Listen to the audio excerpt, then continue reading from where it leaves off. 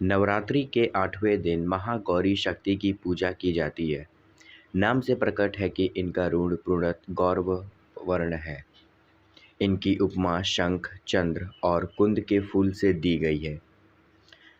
अष्टवर्षा भवेद गौरी यानी इनकी आयु 8 साल की मानी गई है।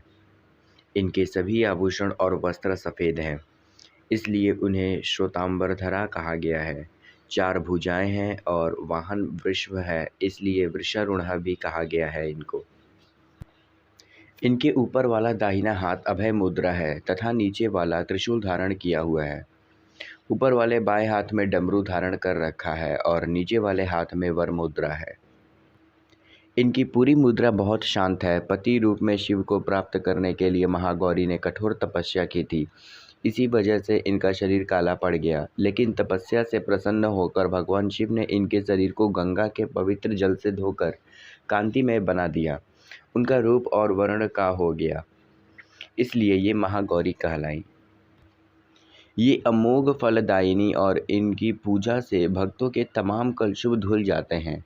पूर्व संचित पाप भी नष्ट हो जाते हैं। महागौरी का पूजन अर्चना, उपासना, आराधना कल्याणकारी है। इनकी कृपा से अलौकिक सिद्धियां भी प्राप्त होती हैं। नवरात्र अब अपने अंतिम पड़ाव पर पहुंच चुका है। आज माँ दुर्गा के 8वें स्वरूप यानी महागौरी की पूजा की जाती है। 8वें दिन की पूजा देवी के मूल भाव को दर्शाता है। देवी भागवत पुराण में बताया गया है कि देवी माँ के 9 रूप और 10 महाविधाएं हैं। सभी आदिशक्ति के अंश और स्वरूप हैं, लेकिन भगवान शिव के साथ उनके अधिगिरणे के रूप में महागौरी सदैव विराजमान रहती हैं। इनकी शक्ति अमोघ और सद् फलदायिनी है। महागौरी की पूजा मात्र से भक्तों को सभी पाप धुल जाते हैं और वह व्यक्ति अक्षय पूर्ण और अधिकारी हो जाते हैं। ज़्यादातर घरों में नवरात्र की अष्टमी तिथि के दिन कन्या पूजा की जाती है और वहीं कुछ लोग नवमी तिथि के दिन कन्या पूजन करते हैं। शिव पुराण के अनुसार महागौरी को 8 साल की उम्र में ही अपने पूर्व जन्म की घटनाओं का अभ्यास होने लग गया था। उन्होंने इसी उम्र से ही भगवान शिव को अपना पति मान लिया था और शिव को पति रूप में पाने के लिए तपस्या भी शुरू कर दी थी। इसलिए अष्टमी तिथि को महागौरी के पूजन का विधान है। इस दिन दुर्गा सप्तमी के मध्यम चरित्र का पाठ करना विशेष फलदायी होता है। जो लोग 9 दिन का व्रत नहीं रख पाते, वे पहले और 8वें दिन का व्रत का पूरा 9 दिन का फल प्राप्त करते हैं। देवी भागवत पुराण के अनुसार देवी पार्वती अपनी तपस्या के दौरान केवल कंद मूल, फल और पत्तों का आहार करती हैं। बाद में माता केवल वायु पीकर ही तप करना आरंभ कर दिया था। तपस्या से माता पार्वती को महान गौरव प्राप्त हुआ और इससे उनका नाम महागौरी पड़ा। माता की तपस्या से प्रसन्न होकर भगवान शिव ने उनको गंगा में स्नान करने के लिए कहा। जिस समय माता पार्वती गंगा में स्नान करने गई, तब देवी का एक स्वरूप श्याम वर्ण के साथ प्रकट हुई, जो कौशिकी कहलाई, और एक स्वरूप उज्ज्वल चंद्र के समान प्रकट हुआ, जो महागौरी कहलाई। माँ गौरी अपने हर भक्त का कल्याण करती हैं और उनको सभी समस्याओं से मुक्ति दिलाती हैं। देवी भागवत पुराण के अनुसार महागौरी का वर्ण रूप और अर्थात सफ़ेद है और इनके वस्त्र व आभूषण भी सफ़ेद रंग का ही है। माँ का वाहन वृष अर्थात बैल है, जो भगवान शिव का भी वाहन है। माँ का दाहिना हाथ अभय मुद्रा है और नीचे वाला हाथ में दुर्गा शक्ति का प्रतीक त्रिशूल भी है। महागौरी के ऊपर वाले हाथ में शिव का प्रतीक डमरू है। डमरू धारण करने के लिए माँ को शिव के नाम से भी जाना जाता है। माँ का नीचे वाला हाथ अपने भक्तों को अभय देता है, वर मुद्रा में है, जो शांत मुद्रा में दृष्टिगत है। देवी के इस रूप की प्रार्थना करते हुए देव और ऋषिगण कहते हैं, सर्वमंगले मंगले शिव शिवार्थ साधिके शरणे त्र्यंबके गौरी नारायणी नमस्तुते। धन वैभव की अधिष्ठात्री देवी महागौरी। माँ गौरी अपने भक्तों के लिए अन्नपूर्ण स्वरूप हैं। यह धन वैभव और सुख शांति की अधिष्ठात्री देवी हैं। सांसारिक रूप में इनका स्वरूप बहुत ही उज्ज्वल, कोमल, श्वेत वर्ण और श्वेत वस्त्रधारी है। देवी महागौरी को गायन संगीत प्रिय है और यह सफ़ेद वृषवाहिनी यानी बैल पर सवार हैं। इन दिन कन्या पूजन का भी विधान है। कुछ लोग नवमी के दिन भी कन्या पूजन करते हैं, लेकिन अष्टमी के दिन कन्या पूजन करना श्रेष्ठ रहता है। कन्याओं की संख्या 9 हो, ये अति उत्तम है। नहीं तो 2 कन्याओं के साथ भी पूजा की जा सकती है।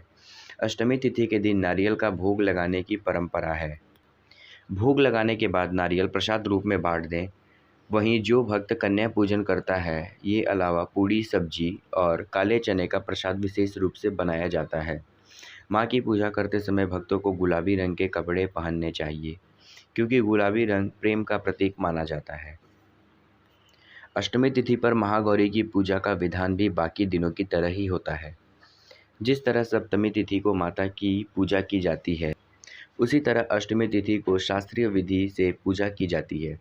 इस दिन माता के कल्याणकारी मंत्र ओम देवी महागौरी नमः का जप करना चाहिए और माँ को लाल चुनरी चढ़ानी चाहिए।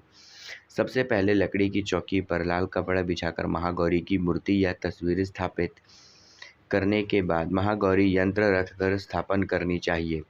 माँ की कांति भक्तों को सौंदर्य प्रदान करने वाली मानी जाती है। हाथ में सफ़ेद फूल लेकर माँ का ध्यान करें और फूल अर्पित करें। विविध पूजन करें। महागौरी को रात की रानी के फूल बहुत पसंद है।